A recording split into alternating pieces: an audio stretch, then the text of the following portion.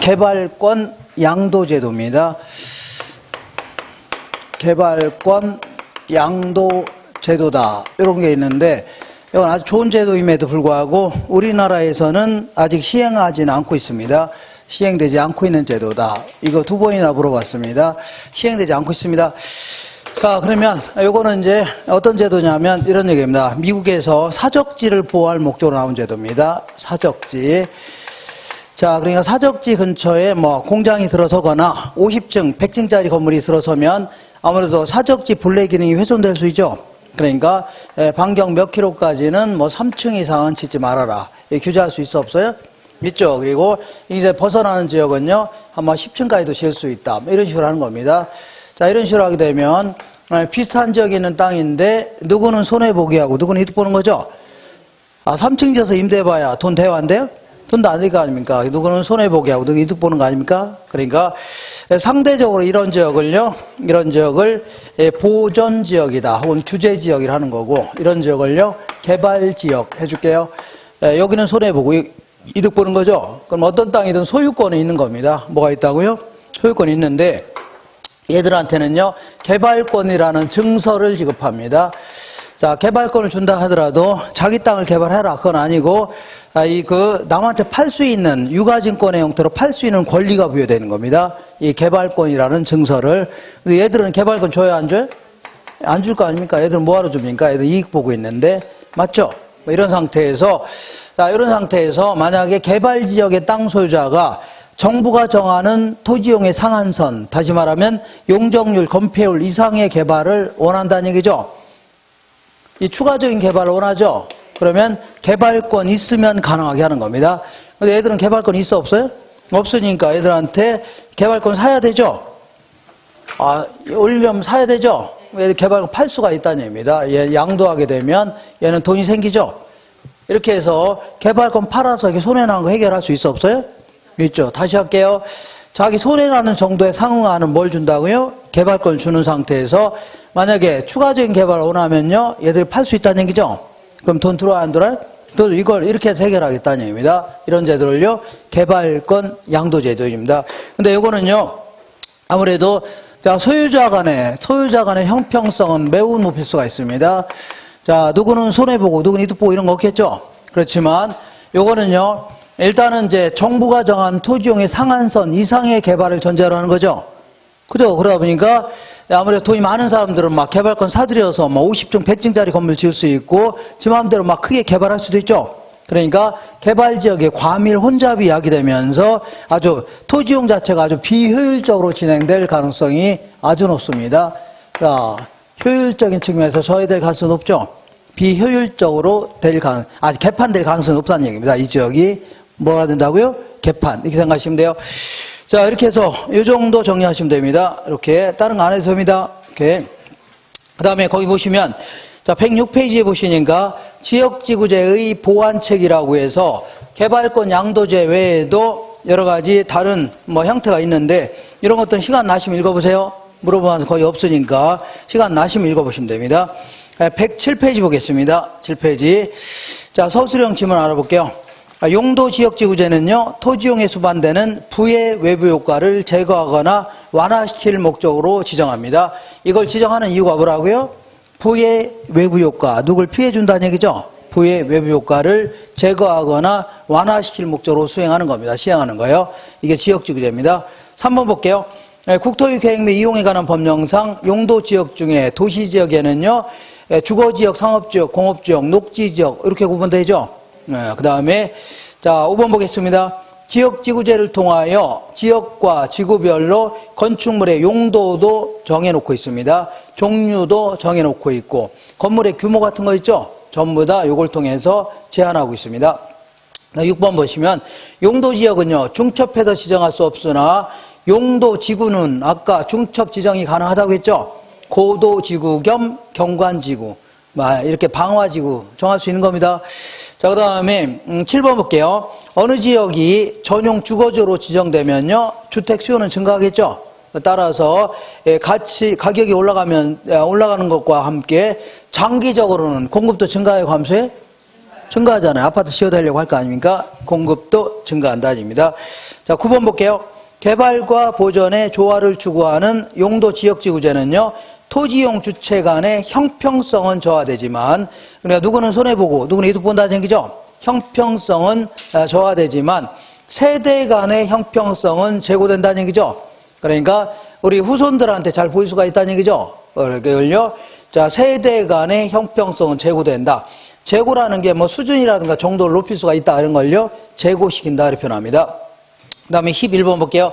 개발권 양도제도는요, 규제지역 토지 소유자의 손실을 개발지역 토지에 대한 개발권 양도를 통하여 보전하는 제도로 현재 우리나라에서는 시행해왔네요? 안 하고 있습니다.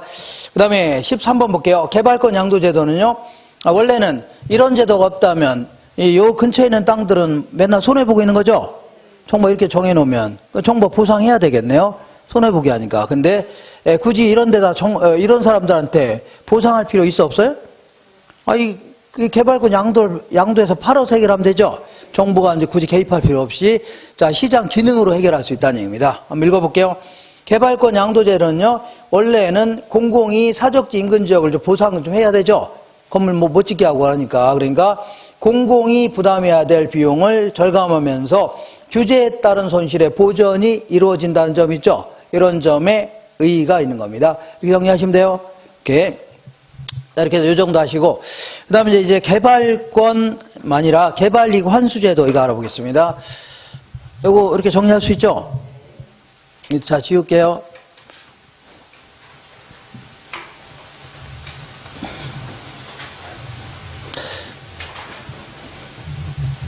요것도 다 지우고. 자, 이렇게 다 지우고 났더니, 머리가 상큼해졌죠? 다 지우고, 이제 뭐 지저분하게 있으면 머리 아픕니다. 이렇게. 자, 보니까 개발이익 환수제도라고 있는데, 요거는 뭐 아까 얘기한 대로 어떤 지역이 지하철이 들어오기로 했답니다. 그러면 이런 데다 막 장사하려고 땅 같은 거 구입해야 하나요? 사람들이?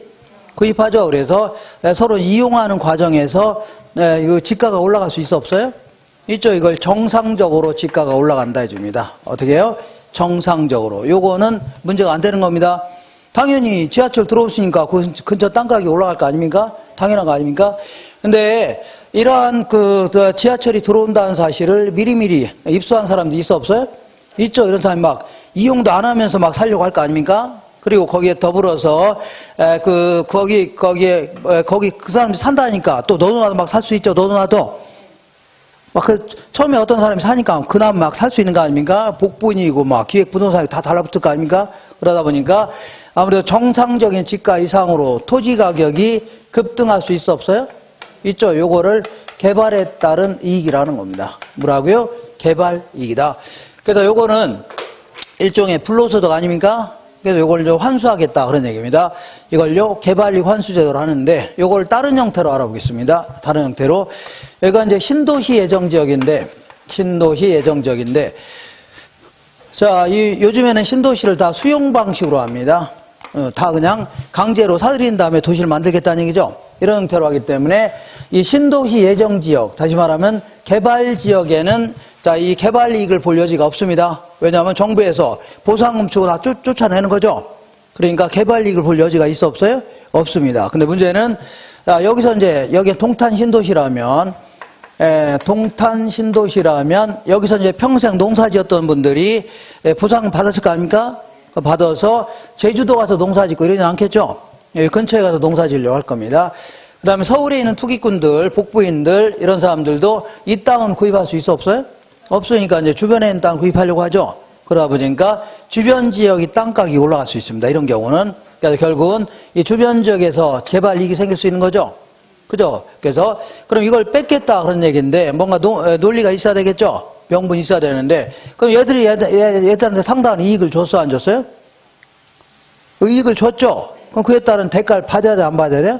받아. 이걸 외부 효과라는 겁니다. 못 받고 있다면 이것도 안 되겠다는 얘기죠. 효율적으로 이용하려면 대가를 받아야 되고. 두 번째는요. 여기서 얻는 소득은 불로소득이에요? 근로소득이에요? 불로소득이니까 이런 건 막 점점 커진다면은요.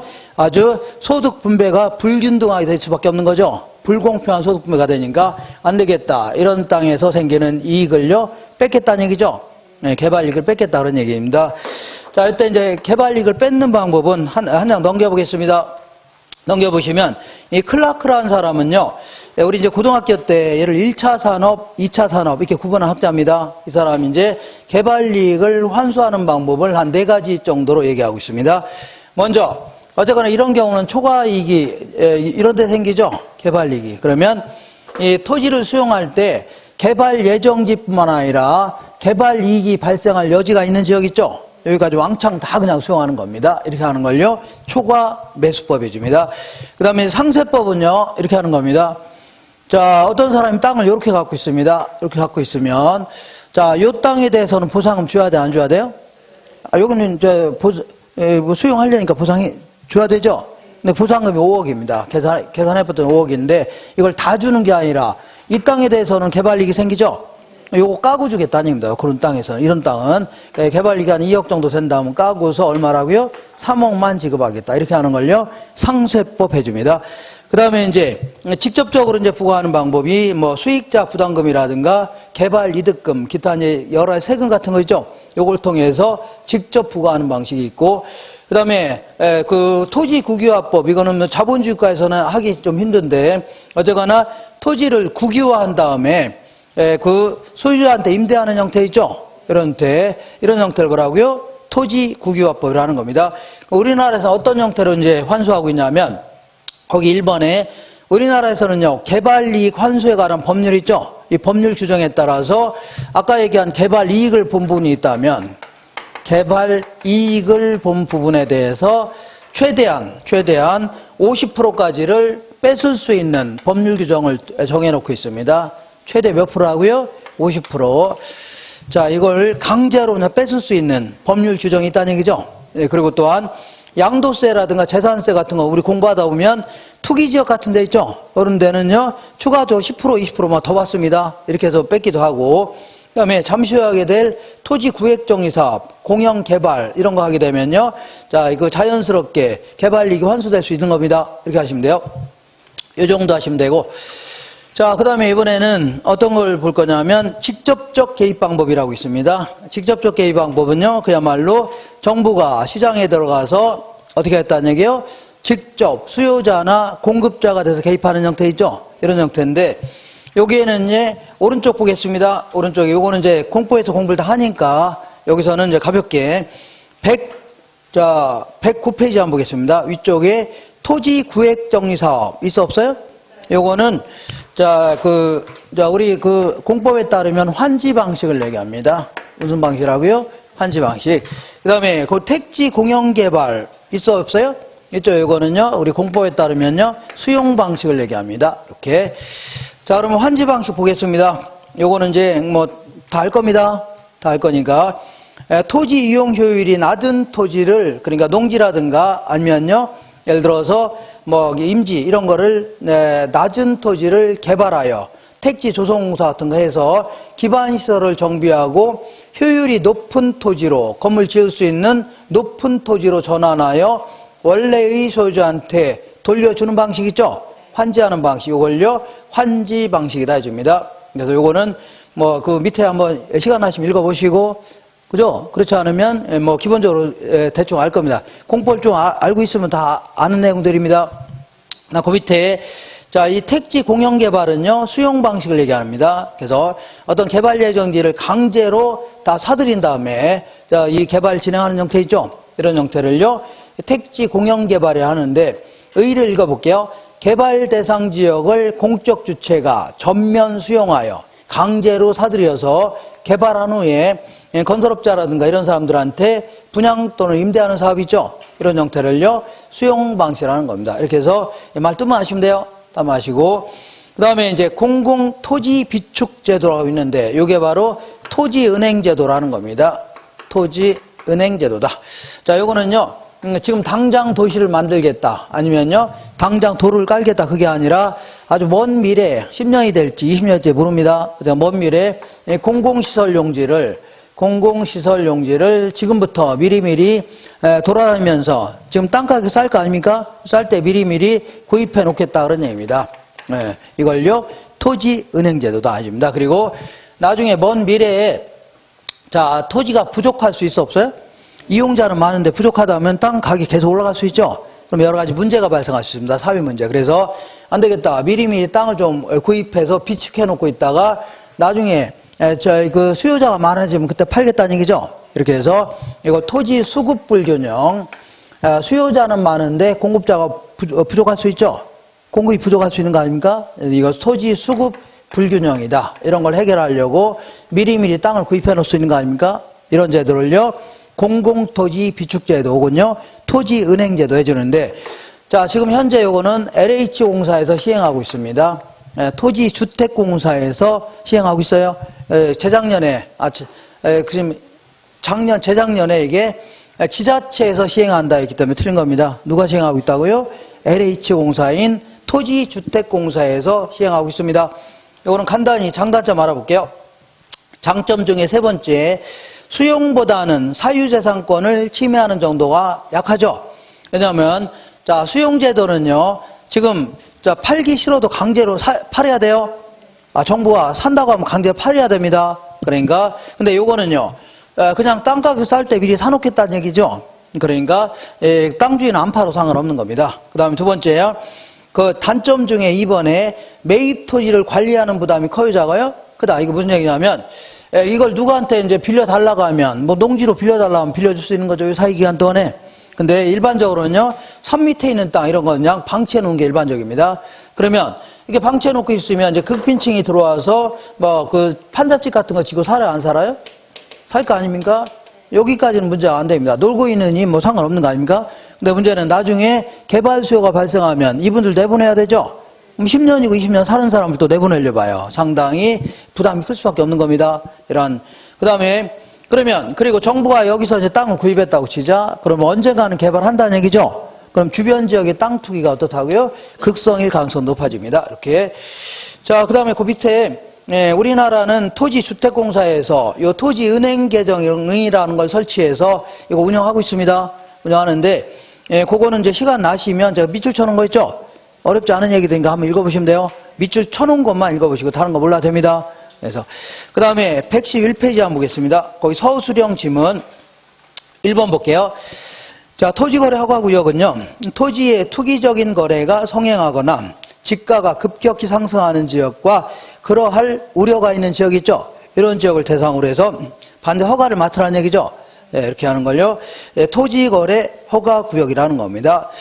자, 그 다음에 3번 보겠습니다. 개발 제한구역의 지정은요. 자, 그러면 어떤 지역이 있는데, 거의 대부분을 다 개발 제한구로 묶어놓게 되면 개발 가능 지역은 요거밖에 안 되죠? 그잖아요? 그럼 이거 서로 이용하려다 보니까 땅 가격이 올라가 안 올라가요? 올라갈 수도 있겠네요. 문제가 발생할 수 있습니다. 그러니까 3번에 개발 제한구역의 지정은요, 개발 가능 토지의 감소로 인하여 주변 지역의 지가와 주택 가격의 상승을 우려할 우려가 있어 없어요? 있다는 얘기입니다. 개발 제한구역 이외의 이 지역이 자, 지가가 올라가고 그 다음에 그 주택 가격도 올라갈 수 있다는 얘기죠. 그 얘기하는 겁니다. 자, 4번 볼게요. 국가는 공공기관의 개발사업 등으로 인하여 토지 소유자의 노력과는 관계없이 정상지가 상승분을 초과하여 개발이익이 발생할 경우에 이를 개발부담금으로 환수할 수 있다는 얘기죠. 아까 얘기한 대로 개발 부담금 형태로 환수합니다. 개발 이익에 대해서 50%까지를 최대. 그 다음에 자, 6번 보시면 공공토지 비축제도는요, 공익사업용지의 원활한 공급과 토지시장의 안정에 기여하는 것을 목적으로 하는 겁니다. 이 제도의 가장 큰 목적은요, 일단 거기 나와 있는 것처럼 공익사업용지의 원활한 공급과 나중에 이렇게 원활히 공급하겠다는 얘기죠. 그리고 나중에 토지시장이 안정적으로 운영되게끔 하겠다는 얘기죠. 토지시장의 안정 이런 거를 위해서 개입하는 겁니다. 그 다음에 또 7번 볼게요. 공공토지 비축에 관한 법령상 비축토지는요, 토지주택공사에 설치된 토지은행을 통하여 직접 관리하기 때문에 아무래도 관리의 효율성을 기대할 수 있죠. 아무래도 정부 투자기관이 직접 관리하는 겁니다. 토지은행이라는 회계 계정을 통해서 거기서 이제 회계 처리하는 겁니다. 이렇게. 그 다음에 자, 9번 볼게요. 토지은행제도는요, 강제적으로 개인의 재산권을 취득하는 토지수용제도와는 달리 아무래도 사적 권리를 침해하는 것은 아니죠. 미리미리 사놓겠다는 거 아닙니까? 그러면 그 땅 주인은 안 팔아도 되죠? 그렇게 하는 겁니다. 한 장 넘겨볼게요. 11번 볼게요. 초기에 막대한 토지 구입 비용이 들기 때문에 사업 시행자가 재정 지출을 효율적으로 관리하기 어려운 방식을요, 수용 방식이죠. 그러니까 신도시 만들려고 수용한다고 하면 5조, 10조 풀려나갈 거 아닙니까? 막대한 사업 투자 자금이 소요됩니다. 이렇게 하는 건요, 수용 방식입니다. 그 다음에 12번 보겠습니다. 토지 구획정의사 환지 방식이라 하는데, 이건 미개발된 토지를요, 토지 이용 계획에 따라 구획 정리한 다음에 기반 시설을 갖춤으로써 이용 가치가 높은 토지로 바꾸는 거 있죠? 이런 형태를요, 환지 방식 해줍니다. 이렇게 해서 이 정도 이렇게 정리하시면 돼요. 할 수 있죠? 자, 그리고 여기는 이제 토지 정책은 간혹가다 이제 공법에 있는 규정들이 좀 나오기 때문에, 자, 이 차를 같이 공부하는 분들은 뭐 좀 유리합니다. 유리해요. 자, 지금부터 이제 주택정책 알아보겠습니다. 주택정책은요, 거의 대부분은 그 정치적 목적으로 개입합니다. 정치적 목적이 우리 그 극빈층들도 인간답게 살 수 있는 길을 열어주겠다는 얘기죠.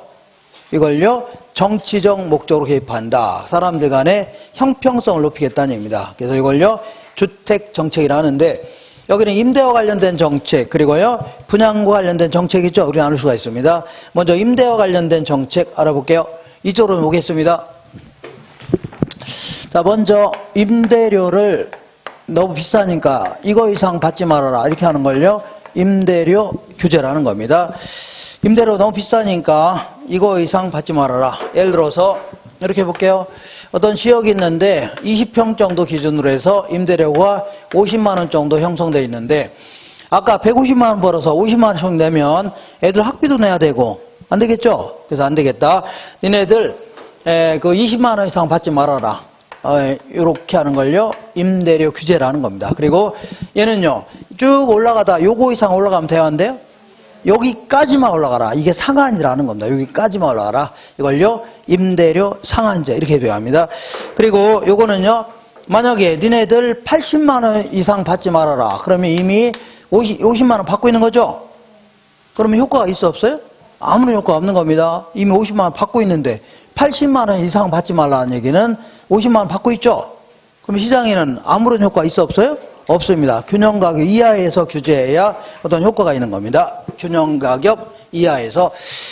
자, 이렇게 해서 정리하시고, 그러면 요거는요, 그러면 어떤 집주인의 입장에서는 그동안 50만 원 받다가 20만 원 이상 못 받게 하는 거죠? 그러면 임대차 하고 싶어 안 하고 싶어요? 뭐예요? 이거 돈도 안 되는 거 에다 팔아치우고 다른 사업이나 해야 되겠다. 다른 장사해야 되겠다는 얘기죠? 그리고 아예 처음부터 임대사업 하려는 사람도 있어 없어요? 없죠. 뭐하러 합니까? 다른 사업 하려고 하죠. 그죠? 그러니까 이 시장에는 막 점점 임대주택량이 점점 줄어듭니다. 줄어들어요? 그죠? 급기야는 남양주 지역에 임대주택이라는 것은 꼴랑 10채밖에 안 남은 겁니다. 그죠? 안 남았고. 그리고 임대료가 싸니까 또 소비하고자 하는 사람 많아요, 적어요? 임대주택에 살고 싶은데 어쩔 수 없이 달동네 사는 사람 수두룩하겠죠? 그러니까, 자, 집 구하지 못한 세입자가 널려 있으면서 각종 불이익, 불합리한 일이 생길 수밖에 없는 겁니다. 알겠나요? 근데 문제는 단기적으로는, 자, 단기적으로는 순기능이 있다. 이렇게 표현합니다. 좋은 기능이 있다는 얘기죠. 자, 지금부터, 자, 극빈층들의 혜택을 본다. 이거는 좋은 제도입니다. 효과가 있는 제도이고, 극빈층들의 혜택을 못 본다. 그거는요, 효과가 없는 제도입니다. 그러면 순기능하면요, 효과가 있다는 얘기죠. 왜냐하면, 자, 이 20만 원 이상 못 받게 하니까 갑자기 때려칠 수 있나요? 예를 들어 임대차가 1년 반 남았다. 그럼 1년 반 해야 돼, 안 해야 돼요? 해야 될 거 아닙니까? 그죠? 그 다음에 내가 주택을 팔아치우고 다른 거 하겠는데, 파는 것도 시간이 걸리죠? 그리고 모텔 같은 걸, 다 거꾸로 할게요. 자, 원룸 같은 걸 모텔로 바꾸려고 한다, 진짜. 근데 이것도 쉬워요? 시간이 걸려, 안 걸려? 걸린다는 얘기입니다. 그러니까 단기적으로는 세입자가 갑자기 임대인들이 못 바꾸는 거죠? 임대차익이 남아있죠? 그러면 세입자가 얼마라고요? 50만 원에다가 20만 원 낼 수 있다는 얘기죠? 단기적으로는 어떻다고요? 순기능이 있다는 얘기입니다. 근데 장기적으로는 누구 하나 혜택을 못 보는 안 좋은 기능으로 바뀔 수가 있는 겁니다. 자, 이 그래프를 통해서 알아볼게요. 수요와 공급이 만나는 점에서 균형 가격과 균형 임대료하고 균형량이 결정돼 있었는데 이게 이제 균형 임대료 50만 원입니다. 그래서 안 되겠다. 니네들 20만 원 이상 받지 말라는 얘기죠. 이걸요 규제 임대료라는 겁니다. 무슨 임대료라고요? 규제 임대료. 자, 그러면 사람들은 임대사업 하려고 안 하려고요? 안 하려고 하죠. 그러니까 임대차 공급량이 점점 줄어듭니다. 그 임대료가 싸니까 또 소비하고자 하냐에 많아지는 거죠. 이렇게 많아지면서 이만큼 초과 수요가 발생한다는 얘기입니다. 초과 수요가 발생한다는 얘기는 집 구하지 못한 세입자가 널려 있다는 얘기죠. 그러면서 각종 불합리한이 생길 수밖에 없는데, 자, 이렇게 이 주체에 따라서 세 가지 형태로 나눠보겠습니다. 먼저 임대인의 입장에서는 어떤 행동을 할 것이고, 그러니까 장기적으로는 역기능만 생긴다 해줍니다. 안 좋은 기능만 생긴다 이렇게 표현합니다. 자, 그 다음에 임차인의 입장에서는 어떤 행동을 할 것이고, 그 다음에 정부라든가 시장 입장에서는 어떤 행태가 나타나 보겠습니다. 먼저 임대인의 입장에서는 처음부터 어떤 사람이 정년퇴직하면서 원래는 그 아파트 한 10채 구입해서 임대사업 딱 하려고 작정하고 있었는데, 이렇게 임대료가 형편없이 낮으니까 임대사업 하고 싶어 안 하고 싶어요? 임대사업에 대한 투자를 아직 기피하려고 할 겁니다. 투자를 기피한다. 그리고 기존에 임대사업 하는 사람들도 이거 해봐야 돈 돼야 안 돼요? 안 돼. 다 팔아치우고 다른 사업이나 해야 되겠다는 얘기죠. 아니면요, 이거 원룸 하다가 이거를 만약에 바꿀 수만 있다면, 모텔이나 다른 상가로 바꿀 수만 있다면 바꿔서 이용하려고 하죠. 그러면서 기존의 주택용에서 자꾸 다른 용도로 용도를 전환하려고 합니다. 전환하려고 하니까 점점 뭐라고요? 공급량이 줄어들죠. 그래서 급기야는 이 지역이 몇 채밖에 안 남았다고요? 10채밖에 안 남았죠? 여기 시험에 나옵니다. 몇 채 남는다고요? 10채밖에 안 남아요. 자, 그리고 옛날에 50만 원 받을 때는 세입자가 와서 도배지 교체해 주세요 하면 얼른 교체해 줬죠? 네, 지금은요, 도배지 교체해 주세요 하면 뭐 붙이고 살라고요? 신문지 붙이고 사세요 합니다. 왜냐하면 너 아니라도 들어올 사람이 널려있죠? 대기하는 사람이 이렇게 수두룩하다는 얘기입니다. 그러니까 살기 싫으면 나가라는 얘기죠. 그러니까 임대주택에 대한 질적 수준 자체가 매우 저하될 가능성이 높아집니다. 그 다음에 이제 임대인의 입장에, 이거 뭐야, 이게 임차인의 입장입니다. 임차인의 입장에서는요, 자, 임대주택 구하는 게 쉬워요, 어려요? 상당히 어렵죠. 이거 집 구하지 못한, 아까 몇 채밖에 안 남았다고요? 10채밖에 안 남는데 또 이용하려는 사람 이렇게 많죠? 그러니까 집 구하는 게 상당히 어렵다는 얘기입니다. 이렇게. 자, 특히 이제 기존의 세입자는 이제 눌러 살려고 하니까, 다른 데 가봐야 구하기 힘들죠? 눌러 살려고 하니까, 특히 이제 신혼부부라든가 이런 분들 있죠? 애초에 이제 전월세 좀 구하려고 하는데, 초창기부터 구하는 게 상당히 힘들다는 얘기죠? 그리고 내가 요번에 어디로 저기 일산으로 전국하려고 합니다. 어디라고요? 일산 전국하려고 하는데, 거기도 마찬가지로 집 구하다 못 구할 수 있어 없어요? 있죠? 아, 전국적으로 시행한다 못 구할 수 있는 거 아닙니까? 그래서 구하다 못 구해서 여기서 막 출퇴근 하는 거죠? 출퇴근 해요, 안 해요? 그래서 이렇게 주거 이동이 감소된다 해줍니다. 주거 이동이 감소된다. 자, 이게 무슨 대단한 문제냐? 한두 사람이 여기서 출퇴근한다, 차 끌고. 그거는 개인의 문제지만 수없이 많은 사람들이 여기서 차 끌고 왔다 갔다 하죠? 그죠? 기름값 장난 아닐 거 아닙니까? 톨비도 내야 되죠? 이런 식으로 안 나가도 돼야 될 비용이 나가요, 안 나가요? 나가면 사회적 손실로 이어집니다. 그리고 전부 다, 자, 이 대도시 같은 경우는요, 아침, 저녁으로 출퇴근 전쟁이죠? 그죠? 저는 막, 아이고, 거기 가서 살았는데 무슨, 집을 못 구하는 거라며, 막 출퇴근 전쟁 아닙니까? 혼잡 비용, 이 장난 아니라는 얘기입니다. 이런 거, 이것도. 그 다음에, 요번에 실수요 목적으로 어떻게 하다 보니까 20만원에 집을 구할 수 있는 사람 입장에서 볼게요. 그러면 내 식구 기준으로 한 20평이면 충분하죠? 네, 얘랑 50평짜리 빌려서 인간답게 살아보자 하면서 때로는요, 과소비가 생길 가능성도 아주 농후합니다. 이것도 일종의 시장 실패로 이어지는 겁니다. 그래서 과소비. 그 다음에 정부 입장에서는 예전에는 임대사업 한 사람이 많았어요, 적었어요? 많은 바람에 임대사업을 통한 소득세 수입이 굉장히 많았다는 얘기죠. 근데 지금 때려친 사람이 많아져요? 하도 많으니까, 자, 이 소득세 수입이 급감하면서, 자, 정부를 꾸려나가는 것도 힘들 수 있다는 얘기죠. 정부 지출에 필요한 자금도 마련이 돼야 되는데 그렇지 않을 수 있다는 얘기입니다. 그 다음에 요번에 일산 가서 내가 어떤 사람이 집 구하지 못한 세입자가 집주인을 살짝 불러서 내가 계약서엔 요걸로 써드릴게요. 그래서 지금 몰래 한 30만 원 더 드릴 테니까 기존의 세입자 내보내고 내가 들어갈게 할 수 있죠. 이런 식으로 불법적인 암시장이 형성될 수 있는 겁니다. 그러다 보니까 이 건네 20만 원 이상 못 받게 했더니 몰래 50만 원에 거래되고 있다는 얘기죠. 이중 가격이 형성되면서 아주 안 좋은 일만 생길 수밖에 없는 겁니다. 이렇게 해서 여기까지 정리하시면 돼요. 되셨죠? 그리고 자, 요거 좀 기억하세요. 네, 수요 곡선이 이렇게 그린 거를요 탄력적이라는 겁니다. 이런 식으로 그린 걸요 비탄력적. 하늘에서 비가 내려온 걸요 비탄력적. 이런 형태를요 네, 탄력적이라는 겁니다. 하늘에서 비가 내려온 형태를요 비탄력적 해줍니다. 자, 그러면 이렇게 이제 이런 걸 탄력적이라는 거죠. 이런 걸 뭐라고요? 비탄력적이라는 겁니다. 그러면 자, 50만 원 받을 때 요만큼일 때 이랬는데 20만 원 이상 못 받게 하니까 이게 초과 수요가 되는 거죠. 맞아? 저거 초과 수요 아닙니까? 그러니까 공급량이 거의 줄었어요, 안 줄었어요? 안 줄었고 소비량도 거의 안 늘었죠. 이런 경우는 정책 효과가 매우 뛰어납니다. 지금 임대주택량이 줄어드는 게 문제지. 줄지만 않는다면 기존의 세입자가 계속 임대를 내는 거죠. 50만 원에서 20만 원 낼 거 아닙니까? 그런 얘기하는 겁니다. 근데 이거 볼게요. 50만 원 요구했는데 20만 원 못 받게 하니까 이만큼 초과 수요죠. 그죠? 이런 경우는 문제가 심해질 수 있습니다. 왜냐하면 사람들이 임대사 하려고 안 하려고요?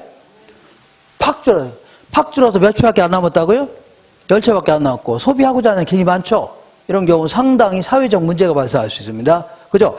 그러니까 임대료를 20만 원 이상 못 받게 하니까 사람들이 임대사업을 다 때려치려고 한다는 얘기죠. 그게 문제가 되는 겁니다. 거의 안 때려친다면 거의 그대로 있는 거죠. 거의 그대로 있으면 어떻게 하면 돼? 세입자는 그냥 50만 원 내다 20만 원 되는 거죠. 그러니까 그게 문제가 되는 겁니다. 한번 이 박스 바로 아래 볼게요. 자, 수요 공급의 가격 탄력성이 클수록 뭐가 커진다고요? 초과 수요는 커지는 겁니다. 그 다음에 주택 공급의 가격 탄력성이 비탄력적일수록 시행 효과는 크다. 자, 다시 한번 해볼게요. 지금 했던 얘기인데 우리 이제 공급 곡선 자체가 이렇게 그린 걸요 탄력적이라는 겁니다. 자, 그러면 이렇게 그린 거를요 비탄력적이다. 처음 보나 이런 그림? 어쩐지 느낌이 이상하네요. 자, 얘는요. 자, 가격이 이만했어. 이만큼 공부하려고 했죠. 임대료 올라가니까 팍 늘어났죠. 반대로 임대료 내는 건 팍 줄어들죠. 이걸요 탄력적이라는 겁니다. 얘는요 임대료가 이만할 때 이만큼 공부하려고 하는데 이게 올리니까 조금밖에 안 늘어났죠. 그죠? 만약에 내리니까 조금밖에 안 줄어들었죠. 이걸요 비탄력적이라는 겁니다. 다시 할게요. 임대료 올렸을 때 공급량이 팍 늘어나는 걸요 탄력적, 거의 안 늘어나는 걸요 비탄력. 거꾸로 한다면요 임대료 내렸을 때 공급량이 팍 줄어드는 걸요 탄력적, 거의 안 줄어드는 걸요 비탄력 해주는 거죠. 다시 해요. 이렇게. 그런데 자, 문제는요 이거 팍 줄어드는 게 문제죠. 만약에 거의 안 줄어들고 그대로 있다면 그럼 세입자들이 그냥 50만 원에다 그냥 20만 원 내는 거죠. 거의 대부분이. 그래서 자, 니은번 보겠습니다. 주택 공급의 가격 탄력성이 비탄력적이라는 얘기는 50만 원 받다가 20만 원 못 받게 한다 하더라도 공급량이 거의 줄어요, 안 줄어요? 거의 안 줄었다 아닙니다. 그대로 있다는 얘기입니다. 여기 임대주택이 거의 10만 채인데 10만 채 그대로 있다는 얘기죠? 그럼 세입자가 50만 원에다 20만 원 내면 될 거 아닙니까? 그러니까 이때는 시행효과가 무진장 큰 겁니다. 시행효과가 크다. 이렇게 하시면 돼요. 자, 그리고 요거 약간 우리 수요 공급 이론을 응용해서 문제 물어온다면 이렇게 물을 수 있습니다. 자, 수요와 공급이 만나는 점에서 균형 가격과 수량이 딱 결정됩니다. 균형 임대료, 균형 임대량 이렇게 하시면 되겠네요. 자, 읽어볼게요. 그 계산형 문제. 수요 함수는요, QD는 만 마이너스 10P랍니다. QD는요, 만 마이너스 10P래요. 이렇게. 그 다음에 QS는요, 2000 플러스 10P랍니다. 2000 플러스 10P래요. 이 그림을 이렇게 방정식으로 써놓은 겁니다. 마치 방정마저 보이지 않나요? 그래서 이걸 방정식이라는 겁니다. 이렇게 써놓은 거죠? 이렇게 써놨는데, 자, 먼저 균형 가격과 균형량을 구해라. 그러면 이 균형점에서는 공급량과 수요량이 같아요, 달라요? 같죠? 그러니까 공급량 요거 수요량 이거 아닙니까? 똑같이 해주면 됩니다. 공급량은요, 어디 갔어요? 2000 플러스 10이고 2000 플러스 10이고 수요량은 요거죠? 요거 만 마이너스 10이면 만 마이너스 10이죠? 그죠? 그러면 마이너스가 넘어가고 뭘로 바뀌어요? 플러스 10에다 10을 더하니까 20p죠? 20p는요, 여기는 만에서 2000 빼면 돼요. 그냥 얼마라고요? 8000 되는 겁니다. 8000. 그러면 이런 모양일 경우는요, 이런 모양일 경우는 8000을 20으로 나누면 돼요. 그러면 400이 됩니다. 자, 얼마라고요? 400. 그리고 이 400일 때의 수요량과 400일 때 공급량이 같죠? 400을 어디 갔어요? 아무 데 집어넣어도 됩니다. 여기다 집어넣을게요, 400. 그러면 10 곱하기 400 하면 4000이죠? 4000에다 2000 더하니까 6000이 되겠네요. 얼마라고요? 6000. 그러니까 균형량은 얼마라고요? 6000이 되는 겁니다. 6000. 이렇게 할 수 있죠? 얘는 얼마라고요? 6000 이렇게 됩니다. 이렇게. 자, 1번 해결했고 2번 보겠습니다. 자, 만약에 정부에서 300만 원으로 규제하는 경우에 장기적으로 임대주택의 질적 수준도 저하되고 임차인의 이동의 범위도 축소되죠. 그러니까 자, 니네들 300만 원 이상 받지 말랍니다. 요거 이상 올라가면 돼요? 안 돼요? 안 되죠. 그러면 이런 경우에는 자, 사람들이 뭐라고요? 거기 나온 것처럼 자, 도배지 교체해달라고 뭐 축소하려고요? 신문지 축소하려고 하죠. 그리고 거기 보니까 여기서 일산까지 출퇴근할 수밖에 없죠. 주거 이동도 감소됩니다. 이렇게. 자, 세 번째 볼게요. 정부에서 임대료를 200만 원 규제할 경우에 초과 공급은 4000채가 발생한다. 자, 보세요. 만약에 200만 원으로 규제한다면 부호는 만입니다. 자, 200만 원 규제한다면 200만 원을요. 공급 곡선에 집어넣으면 여기다 200만 원 집어넣죠. 그러면 공급량이 나옵니다. 뭐 나온다고요? 공급량. 200만 원을 수요 곡선에 집어넣죠. 여기다가. 그럼 뭐가 나온다고요? 수요량이 나옵니다. 아니, 자 보세요. 수요 곡선 이거죠? 이거 아닙니까? 200만 원 이렇게 집어넣으면 뭐가 나온다고요? 수요량이 나오는 겁니다. 공급선은요. 이렇게 그려지죠? 200만 원에다 집어넣으면 뭐가 나온다고요? 공급량 나오는 겁니다. 그러니까 자 보세요. 자, 200만 원을 이 공급선에 집어넣을게요. 그러면 10 곱하기 200 하면 얼마요? 400. 4000이죠? 4000에다 2000 더하니까 얼마라고요? 원래 잘못된 것 같은데? 요거 10에다가 200 더하니까 2000이죠? 2000에다 2000 더하면 얼마라고요? 4000이 되는 겁니다. 그럼 공급량은 얼마라고요? 4000채. 그 다음에 이번에는 200을 요 수요 곡선에 집어넣게 되면 수요량이 나옵니다. 뭐가 나온다고요? 수요량. 200을 이게 수요 곡선이죠? 여기다 200을 집어넣어요. 그러면 10 곱하기 200 하면 2000이죠? 만에서 2000 빼면 얼마라고요? 8000 되는 겁니다. 그러니까 공급하고자 한 양은 4000채인데 그 다음에 소비하고자 한 양 8000채죠? 그럼 얼마큼 초과 수요가 발생했어요? 4000채만큼 초과 수요가 발생했네요. 자, 그 다음에 만약에 지금 400만 원인데 400만 원 균형임대료죠? 그죠? 근데 니네들 500만 원 이상 받지 말아라. 그러면 이미 400만 원 받고 있죠? 효과가 있어 없어요? 아무런 효과가 없는 겁니다. 지금 500만 원 받고 400만 원 받고 있잖아요. 근데 500만 원 이상 받지 말라니까 효과가 있어 없어요? 없습니다. 읽어볼게요. 정부가 500만 원으로 임대를 규제하는 경우에 임대주택의 공급량이 감소되지도 않고 장기적으로 임차인의 주택난도 심화되지도 않는다는 얘기죠. 맞는 겁니다. 맞는 표현이에요. 그 다음에 그 밑에 서술형 질문 알아보겠습니다. 정부가 규제하는 임대료의 상한이 시장 균형 임대료보다 높다면 지금 요태 한 거네요. 임대료 규제는요. 시장에서 아무런 영향을 미치지 않는다는 얘기죠. 그다음 2번 볼게요. 정부가 임대료 상승을 균형 가격 이하로 규제한다면 단기적으로는 임대주택 공급량이 줄어들지 않죠. 갑자기 떼질 수 없다고 했죠. 줄어들지 않기 때문에 임차인에게 효과가 있다는 얘기는 순기능이 있다는 얘기죠. 좋은 기능이 있다는 얘기입니다. 세 번째 볼게요. 임대료 규제를 실시할 경우에 임대주택에 대한 공급이 단기적으로는 비탄력적입니다. 그렇지만 장기적으로는요, 탄력적으로 변합니다. 자, 임대료가 내려갈 때 공급량이 팍 줄어드는 걸요, 탄력적, 거의 안 줄어드는 걸요, 비탄력적. 그러면 단기적으로 갑자기 줄일 수 있어 없어요? 없죠? 그러니까 단기적으로는 어떻다고요? 비탄력적입니다. 근데 장기적으로는 뭘 바뀔 수 있어요? 탄력적으로 바뀔 수 있는 거죠. 오케이. 그 다음에 4번은 약간 어려운 얘기인데, 자, 시장 규정 임대료 이하로 임대료를 통제한다면 단기적으로 공급이 완전 비탄력적이라면, 자, 볼게요. 완전 비탄력적이면요, 단기적으로 수직이라는 얘기예요? 수평이라는 얘기예요? 수직이라는 얘기입니다. 그러니까 임대료가 50만 원일 때 이만큼 공부하려고 했죠? 근데 임대료가 20만 원 이상 못 받게 한다 해도 그대로죠? 공급량이 하나도 안 줄어들었죠? 그대로 아닙니다. 그대로죠? 그대로 아닙니까? 맞아, 안 맞아요? 맞죠? 그러면 50만 원 받다가 20만 원 이상 못 받게 하니까 원래는 그전에는 임대인이 이만큼 돈을 가져갔죠? 이만큼 가져갔을 거 아닙니까? 근데 지금은 20만 원 이상 못 받게 하니까 이만큼만 가져가는 거죠? 그러니까 이 부분 볼게요, 이 부분. 이 부분은 원래는 임차인이 집주인한테 줄 돈이죠? 근데 지금은 줄 필요 있어 없어요? 없죠. 그러니까 요거는요, 임대인의 소득이 누구한테 가는 거예요? 임차인한테 그대로 가는 겁니다. 알겠죠? 그대로. 자, 읽어볼게요. 예, 시장 임대료 이하로 임대료를 규제한다면, 통제한다면, 단기적으로는 공급이 완전 비탄력적이라면요, 임대인의 소득 일부가 임차인에게 기속되는요, 소득의 재분배 효과가 나타나죠. 이렇게.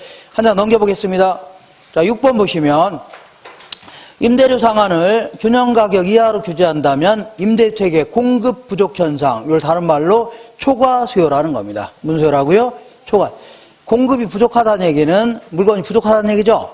20채, 10채밖에 안 남았다는 얘기죠. 예, 이거를 다른 말로 한다면요, 초과 수요라는 겁니다. 그 다음에 8번 보시면 정부가 임대료 상승을 통제한다면 장기적으로 임차인들의 주거 이동도 감소되겠죠. 주거 이동이 감소되는 겁니다. 그 다음에 10번 볼게요. 균형 임대료보다 임대료 상한이 낮을 경우에 장기적으로 임대택의 질이 낮을 수 있죠. 뭐 붙이고 살라고요? 신문지 붙이고 살라고 했죠. 이렇게 해서 여기까지 정리하시면 돼요.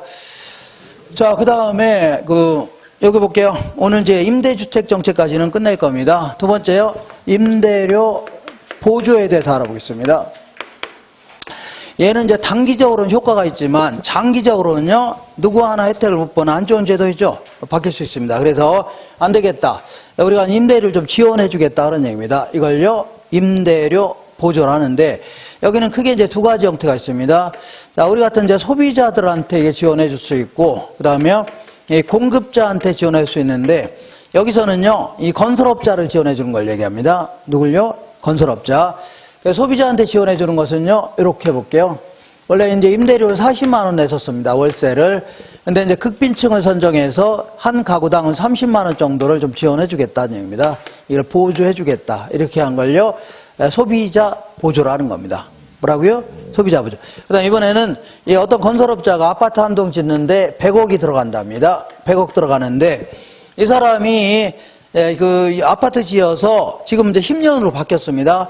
국민주택 규모 이하로 지어서 10년 이상 장기적으로 임대사업 하는 경우 있죠. 이런 경우는요, 준공공 임대아파트로 간주합니다. 공공 임대아파트에 준해서 취급한다는 얘기죠. 그래서 여러 가지 정부에서 지원을 해주겠다는 얘기입니다. 지원. 그래서 어쨌거나 한 동 칠 때마다 그냥 150억을 좀 지원해준다고 간주해보자. 얼마라고요? 50억. 가정해보는 겁니다. 이렇게. 자, 그러면 소비자한테 지원해주면 어떤 효과가 있나 좀 보겠습니다. 이것도 어떤 효과가 있나. 그러면, 자, 이 갑이라는 사람이 그동안 200만 원 월급 타갖고, 200만 원 월급 타서, 자, 40만 원은 월세 냈고, 나머지는요, 다른 재화를 구입했습니다. 타재화를 구입했는데, 지금은요, 30만 원 지원해줬죠? 지원해줬죠? 그럼 내 돈 나가는 건 얼마예요? 그냥 10만 원만 내도 되는 거죠? 임대료가 굉장히 싼 꼴이 되는 겁니다. 순전히 내 돈 나가는 것만 따지면 돼요. 그러니까 임대료가 얼마 10만 원만 내도 되는 거죠. 그러니까 다른 재화에 비해서 굉장히 싸진 효과가 있습니다. 그렇기 때문에 사람들은요, 상대적으로 비싸진 걸 덜 사고 싼 걸 더 많이 소비할 수 있죠. 예를 들어 요즘에 기름값이 약간 올랐던데 기름값이 싸니까 그전에는 자, 이 3만 원 내다가 지금 뭐라고요? 가득 채워달라고 할 수 있죠. 이런 식으로 상대적으로 싼 걸 막 더 많이 막 넣으려고 한다는 얘기입니다. 소비하려고 하죠. 이해가 됐죠? 이걸 대체 효과라는 겁니다. 무슨 효과라고요? 대체. 상대적으로 싸진 거를 자꾸 더 많이 소비하려고 합니다. 무슨 효과라고요? 대체 효과. 그 다음에 이번에는, 자, 옛날에나 지금이나 다른 재화가 됐든, 요 재화가 됐든 똑같은 양을 소비한다고 치자. 똑같은 양을 소비하더라도 30만 원 지원해줬으니까 돈이 남아야 안 남아요? 10만 원만 해줬죠? 그러니까 얘나 똑같은 양을 소비한다 하더라도 30만 원 남아야 안 남아요? 10만 원만 해도 되는 거죠? 그러니까 남아야 안 남아요? 남으니까 소득이 증가된 효과가 있습니다. 자, 그래서 이제와든 더 많이 소비하려고 하죠? 그러니까 소비량을 늘리려고 할 겁니다. 자, 임대주택에 대한 소비량이 늘어나는 게 일반적입니다. 그렇게. 자, 근데 어떤 사람은요, 나는 지금 이게 이제 정부 정책의 목적입니다. 정부가 지금 10평, 12평 너무 열악하죠? 그러니까 좀 넓은 집에 가서 살라는 얘기입니다. 그러니까 정부가 이제 달동네 같은 거 없애려고 좋은 동네 가서 살라는 얘기죠? 이게 주목적 아닙니까? 근데 어떤 사람은요, 나는 30만 원 지원해줘도 지금 살고 있는 집이면 충분하다. 이런 사람이 간혹 있을까 없을까요? 지금 달동네가 너무 좋다는 얘기죠? 이런 사람 있어 없어요? 예, 그러면 그 대화가 안 통하는데. 아니, 지금 그저 30만 원 지원받으니까 이거 얼마야? 10만 원만 있어도 되는 거죠? 나는 지금 이 집이면 충분하답니다. 원래 정부가 원했던 게 뭐냐면 좀 넓은 집에 가서 살라는 얘기입니다. 그 다음 달동네 같은 거 없애려고 좋은 동네에서 살라는 얘기죠. 이게 목적인데 어떤 사람은요, 지금 살고 있는 집이면 충분하다는 얘기죠. 그럼 이런 사람 돈 남아요 안 남아요? 남는다고 갖다 버리나요? 우리 재난지원금 받은 거 쓸데없다고 막 버리나요? 아니겠죠. 그죠? 그러니까 하여튼 뭐든지 살려고 하겠죠. 예. 그러니까 그 시장 전체에서는요, 다른 재화의 소비도 증가하는 게 일반적입니다. 알겠죠? 다른 재화 소비가 증가하면요, 그만큼 경제 활성화가 될 수 있다는 얘기죠. 이런 점이네요. 문역이 하겠죠? 이렇게 하시고, 그 다음에 이번에는 이렇게 이제 50억을 지원해 주니까, 그전에는 아파트 짓는데 100억 들어갔죠? 근데 지금은요, 50억만 있어도 아파트 지을 수 있어 없어요? 그러니까 50억 남아요 안 남아요? 나오면 옆에 한 동 또 지을 수도 있겠네. 이렇게 해서. 그러니까 단위당 생산비가 감소하기 시작합니다. 생산비가 감소하니까, 자, 점점 아파트 더 지으려고 하죠? 공급이 증가합니다. 그럼 시장에 아파트가 많아져서 그죠? 임대 아파트가 많아지면 임대료가요, 점점 하락합니다. 그럼 결과적으로 누가 혜택을 보는 거예요? 세입자가 혜택을 볼 수 있는 거죠? 임대료가 떨어지니까. 근데 요거는요, 이 소비자한테 지원해 줄 때는요, 애들 학교도 여기 있고 남편 직장도 있고 원래 생활 근거 여기인데 이것들이 여기다 갖다 지어놨다는 얘기죠. 공급자한테 지원해 줄 때는 여기까지 가서 살아야 되잖아요. 그죠? 근데 소비자한테 지원해 주면요, 가고 싶은 데 가서 살면 되는 거죠. 그러니까 아무래도 공급자한테 지원해 주면요, 주거지 선택의 자유를 보장받긴 곤란하다는 얘기죠. 이런 좀 단점이 있겠네요. 그러니까 우리가 이제 일반적으로 임대료 보조하면 주로 이제 소비자 보조를 주로 얘기합니다. 무슨 보조라고요? 소비자 보조를 얘기하는데, 우리 거기 115페이지 위쪽에 그 그림 바로 아래 볼게요. 요것도 단기적인 효과와 장기적 효과로 좀 한번 다시 나눠보겠습니다. 자, 단기적인 효과와 뭐라고요? 장기적 효과. 소비자 보조를 한번 나눠보는 겁니다. 좀 자세히 알아보는 겁니다. 그러면, 자, 단기적으로는 이렇게 이제 30만 원 정도씩 지원해 주니까 대체 효과, 소득 효과 이런 것 때문에 임대주택에 대한 수요가 증가해요, 감소해요? 증가할 수 있죠? 그런다 해서 공급량을 갑자기 늘릴 수 있나요? 아파트 짓거나 이런 건 시간이 꽤 걸리죠? 그러다 보니까 갑자기 수요가 증가하는 바람에 임대료가 올라갈 수 있어 없어요? 있죠? 더 큰 평수, 더 좋은 주택 막 서로 찾으려니까 임대료가 갑자기 올라갈 수 있는 거 아닙니까? 맞아, 맞아? 요거 상당히 문제네요. 왜냐하면 이 건 내에 30만 원 지원해줬더니 임대료가 고스란히 올랐어, 안 올랐어요?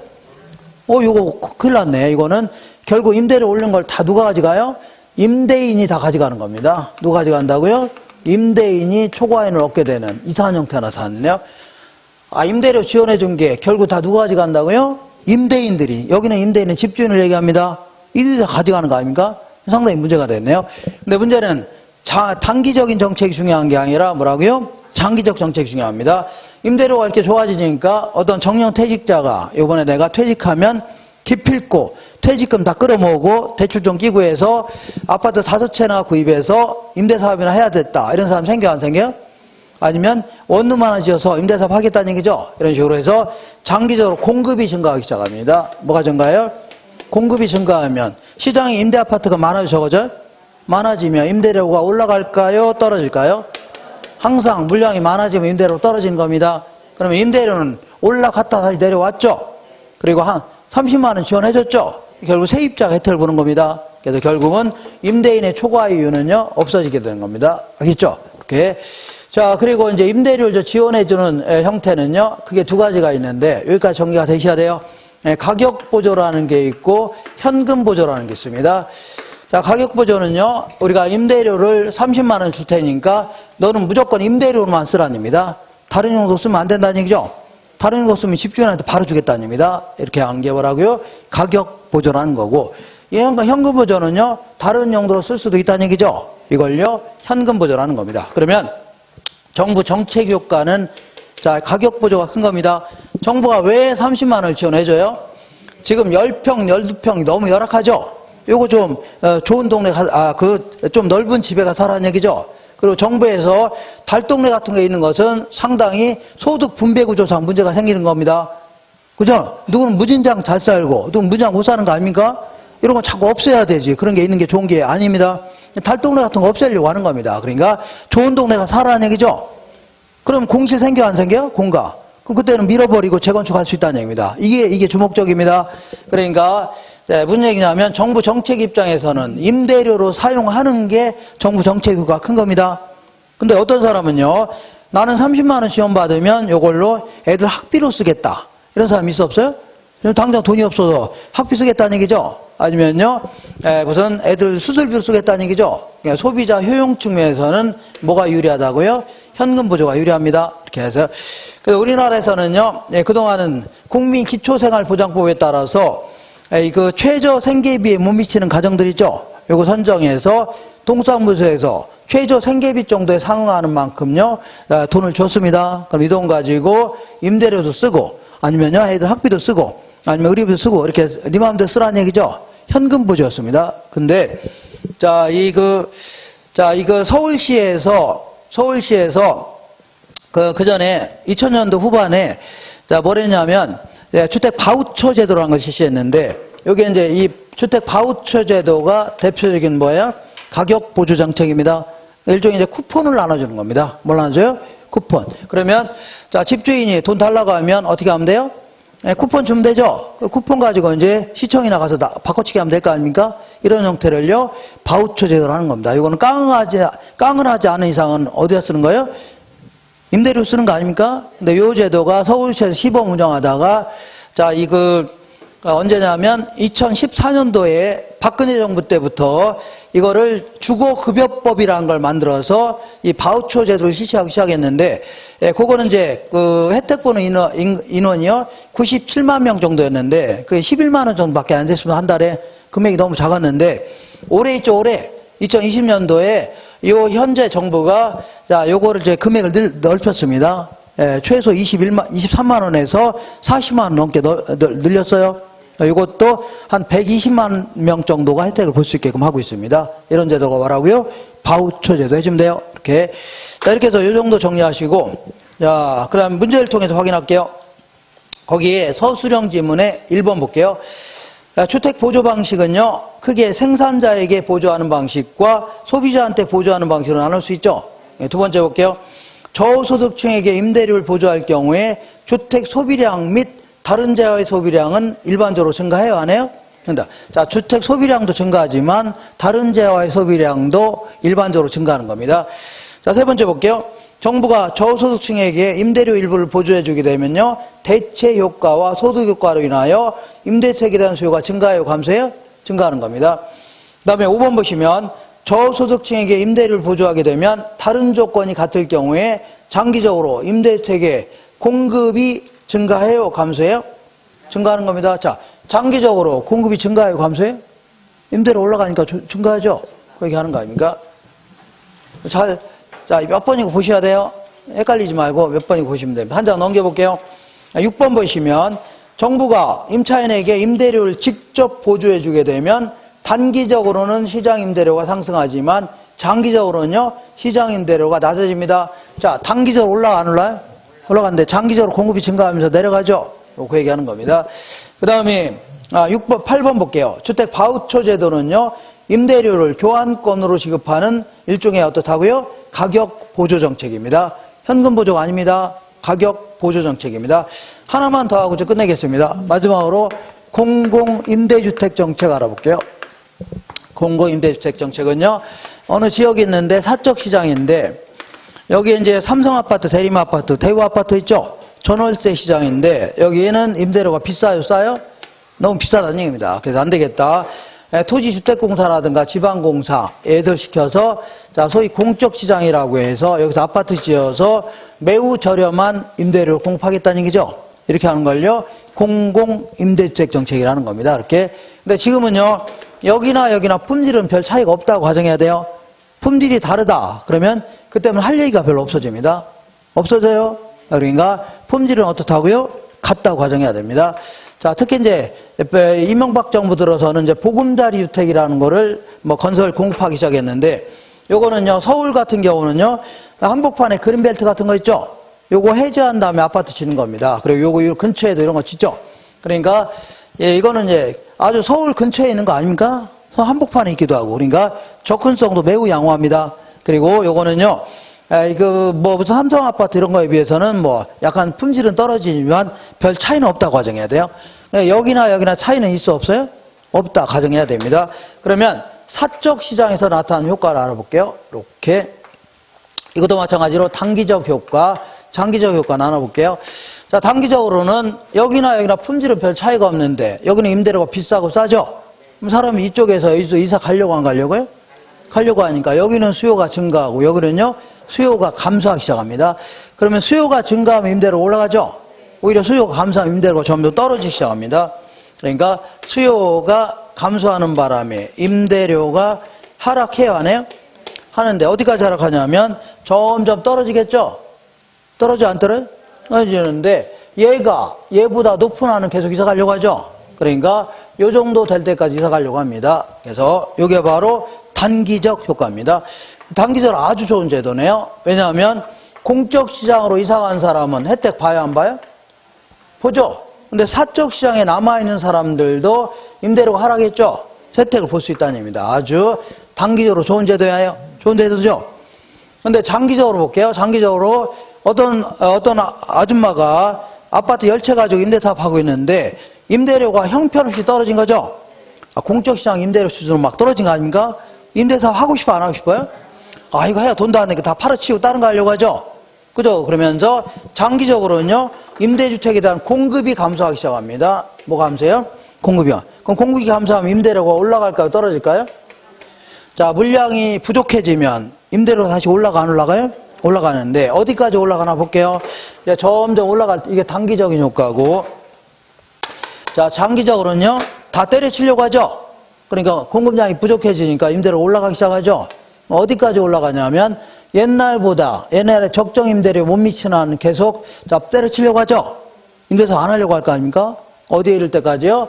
적정 임대료가 될 때까지는 계속 때려치려고 하죠. 이게 바로 장기적인 효과가 되는 겁니다. 무슨 효과라고요? 장기. 그러다 보니까 자 볼게요. 공적 시장으로 이사한 사람은 혜택을 봐요, 안 봐요? 보는 겁니다. 간 사람 혜택 보는데 사적 시장에 남아있는 사람들은 다시 또 원래대로 올라갔어요, 안 올라갔어요? 올라갔죠. 이 사람들 임대차 돈 안 되면 하려고 안 하려고요? 다 때려치니까 이 정도까지 올라갈 때까지 다 때려친다는 얘기입니다. 결국은 사적 시장에 남아있는 사람 혜택 봐요, 못 봐요? 못 본다는 얘기입니다. 결국은 이쪽으로 이사간 사람만 혜택을 보는 겁니다. 뭐라고요? 그리고 이쪽으로 이사간 사람이 북한에서 갔나요? 남한에서 갔죠. 사회 전체의 임대주택량은 어떻다고요?